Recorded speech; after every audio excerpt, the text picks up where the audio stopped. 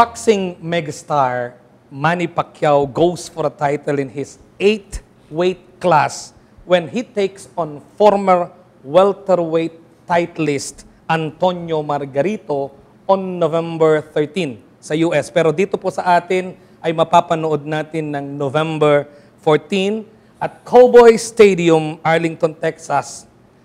Ito yung paglalabanan nila, yung bakante na WBC light middleweight title. At dito po sa PEP TV ay mapapanood natin ng live via pay-per-view ang World Super Welterweight Championship, Pacquiao versus Margarito. Ang oras po na buksan ninyo ang inyong mga telebisyon ay Sunday, November 14, 2010, 8 a.m. Okay, live po ito dito sa Pilipinas via pay-per-view. Dito sa Channel 6 po, sa mga may analog, Channel 6 ang inyong sa inyong pitan, ano? Sa may mga digital box naman po, mga digital boxes ninyo, Channel 1 po sa digital. So, dalawa po 'yan. Kung analog yung sa inyo yung itim. Yung luma. Yung luma. Wika nga, Channel 6 po. At Channel 1 naman sa digital. Ngayon, para po sa mga telepono na kailangan ninyong tawagin kung gusto ninyong magpa-connecta sa pay-per-view, ito po yung mga numero. 894-0120, 499-0620, at 323-5215. At sa marketing department naman po, 894-0107. Okay. Hindi na po tayo magpapaligoy-ligoy at ako rin ay talagang init na tanungin ng ating mga aficionados dito. Unang tanong, Attorney Feliciano,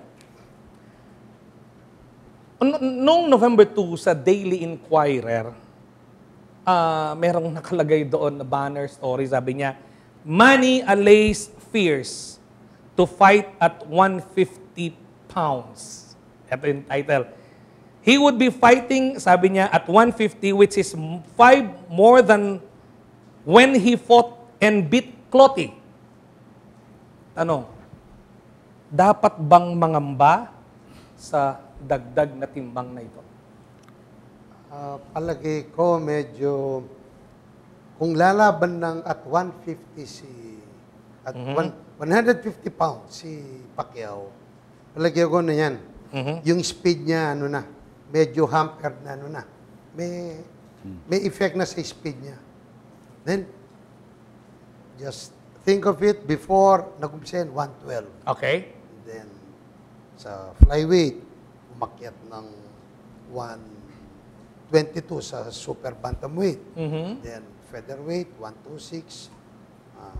Junior lightweight, 130, 135, and so on, so hanggang 147. Kaya, nung makalaban niya siya, si Clottey, ang catch weight noon, 47. 147. Okay. Tumimbang lang ng 145 and a half. Baka sa 150, worried din si Ariza, yung kanyang conditioning trainer. Nakababagal. So may epekto ito talaga sa kasalukuyang kondisyon ni Manny Pacquiao. Dadagdag siya ng 150 ang fight ngayon, di ba? You can even ask Parimbong yan. Basketball player yan. Kapag overweight ka na, pabagal ka na. Kap, do you agree with him?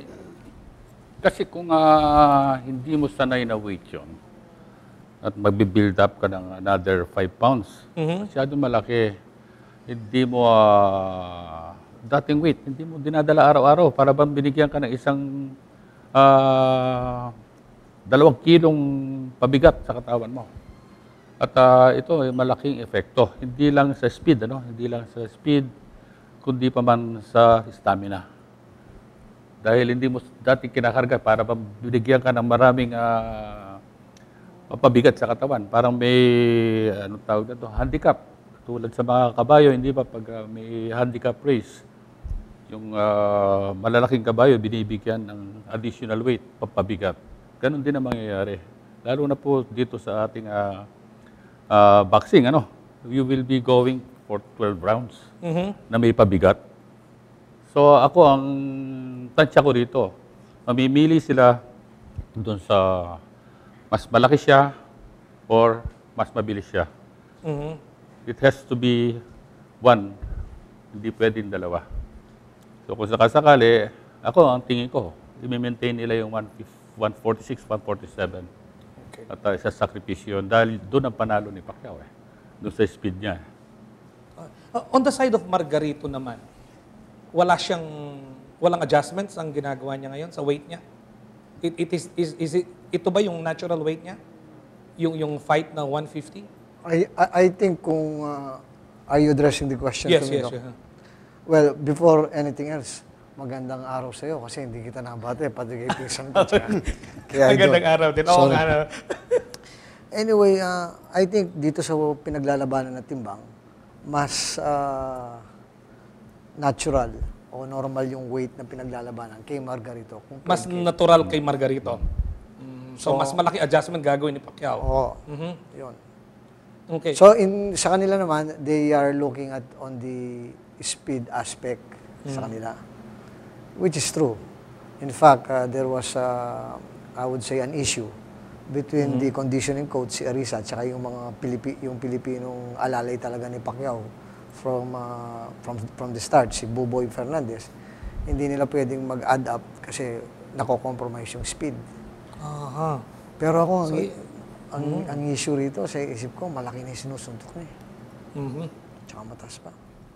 Mamaya pag-usapan natin yung issue ng reach and height sa timbang muna. Pero merong isang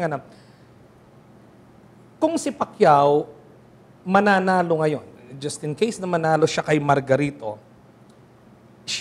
he will be the first man to have an 8, yung pang-8 titulo, na wala pang nakakuha sa buong mundo.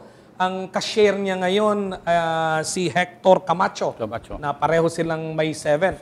So, just in case, kung manalo siya, he will be the first man to have that coveted 8 title. Ang tanong, again, Attorney Kyok, ang tanong ko sa iyo, sa tingin mo ba, sa level na ito, na dinatnan ni Pacquiao, si Margarito ba ang perfect opponent for now? Tingin mo? If I am, which side will I be representing? The Pacquiao Either. camp? Well, if I'll be in the Pacquiao camp, I would rather defer. I would rather pass it on. Kasi tatanong ko rin sa kanila yung the same question. So, if you are on the Pacquiao camp, hindi siya ang perfect. You would rather defer it, Attorney Feliciano. Before, there were 2 negotiations, twice, attempted negotiations for the Pacquiao-Mayweather fight. Nakita naman yun, daming rason ni Mayweather. Para talagang ayaw lumaban.